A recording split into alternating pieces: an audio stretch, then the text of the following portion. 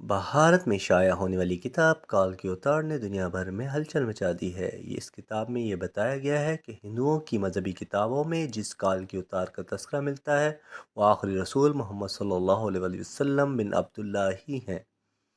इस किताब का मुसन्निफ़ अगर कोई मुसलमान होता तो वो अब तक जेल में होता और इस किताब पर पाबंदी लग चुकी होती, मगर इसके मुसन्निफ़ पंडित वेद प्रकाश ब्रह्मन हिंदू हैं और वो इलाहाबाद यूनिवर्सिटी से वाबस्ता हैं। वो संस्कृत ज़ुबान के माहिर और मारूफ मुहक्किक स्कॉलर हैं।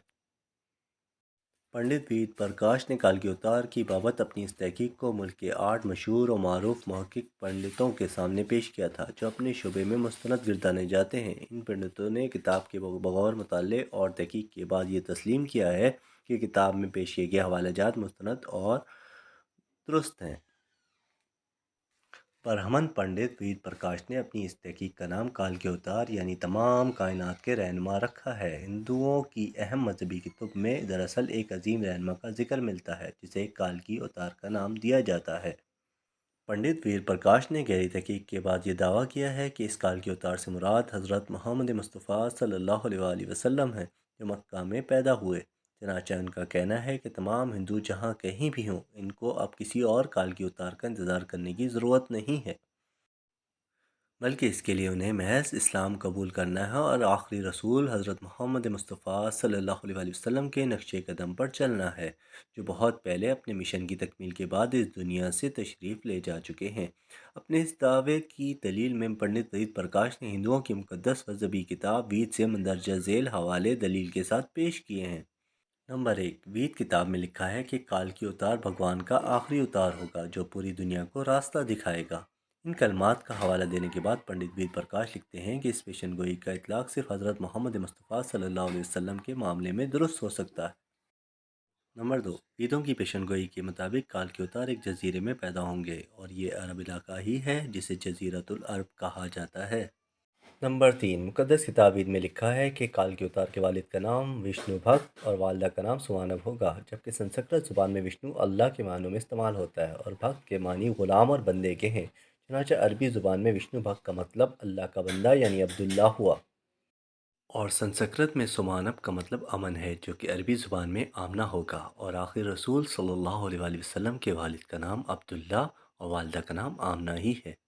नंबर 4, वेद किताब में लिखा है कि काल के अवतार जैतून और खजूर इस्तेमाल करेगा और वो अपने कौल व इकरार में सच्चा और दयानतदार होगा।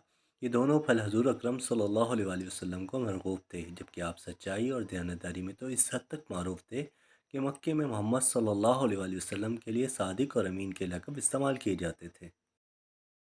नंबर 5, ईद के मुताबिक काल के अवतार अपनी सरजमीन के मोअज़्ज़ज़ ख़ानदान में से होगा और ये भी मोहम्मद सल्लल्लाहु अलैहि वसल्लम के बारे में सच साबित होता है कि आप कुरैश के मोअज़्ज़ज़ कबीले में से थे, जिसकी पूरे अरब में इज़्ज़त और शाम और इराक़ में पहचान थी। नंबर 6, हमारी किताब कहती है कि भगवान काल के अवतार को अपने खसूसी कासिद के ज़रिए गार में पढ़ाएगा। इस मामले में ये भी दुरुस्त है कि हज़रत मोहम्मद सल्लल्लाहु अलैहि वसल्लम मक्के की वो वाहिद शख्सियत थे जिन्हें अल्लाह ताला ने गार हिरा में अपने ख़ास फरिश्ते हज़रत जिब्रील अलैहिस्सलाम के ज़रिए तालीम दी। नंबर 7, हमारे बुनियादी अक़ीदे के मुताबिक भगवान काल के अवतार को एक तेज़ तरीन घोड़ा अता फ़रमाएगा जिस पर सवार होकर वो ज़मीन और 7 आसमानों की सैर कराएंगे। और मोहम्मद सल्लल्लाहु अलैहि वसल्लम का बिराक पर मेराज का सफ़र इस पेशन गोई का मस्दाक बनकर इसे आपकी बाबत भी दुरुस्त साबित करता है।